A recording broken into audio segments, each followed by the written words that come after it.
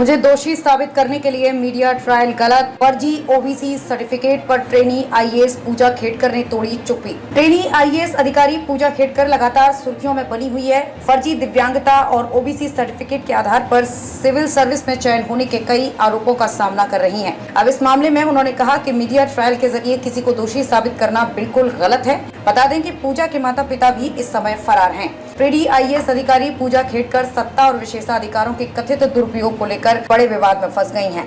अब इस मामले में पहली बार उन्होंने चुप्पी तोड़ी है। उन्होंने अपने ऊपर लगे आरोपों पर कहा कि मुझे दोषी साबित करने के लिए मीडिया ट्रायल गलत है। 34 साल की पूजा पर सिविल सेवा परीक्षा पास करने के लिए धोखाधड़ी करने का आरोप है। मीडिया ट्रायल गलत।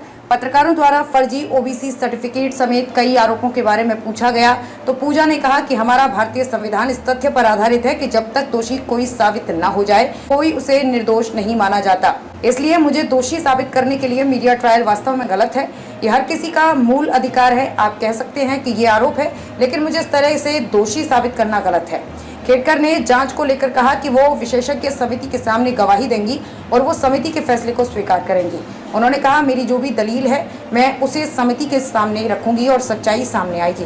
पिता के पास 40 करोड़ रुपए की संपत्ति। पुणे के आरटीआई कार्यकर्ता विजय कुमार ने आरोप लगाया था कि Khedkar OBC non creamy layer में नहीं आती हैं क्योंकि उनके पिता के पास 40 करोड़ रुपए की संपत्ति है। नियमों के अनुसार केवल वे ही ओबीसी नॉन क्रीमी लेयर श्रेणी में आते हैं जिनके माता पिता की आय 8 लाख रुपए प्रतिवर्ष से कम है, लेकिन पूजा की आय 40 करोड़ रुपए है। बता दें कि पूजा के माता पिता ने हाल ही में लोकसभा चुनाव लड़ा था और हलफनामे में सभी संपत्ति की जानकारी है।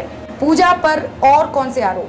पूजा पर अपने पद का दुरुपयोग करने और सिविल सेवा परीक्षा में पास होने के लिए फर्जी विकलांगता और जाति प्रमाण पत्र पेश करने के आरोप लगे हैं, जिसकी जांच चल रही है।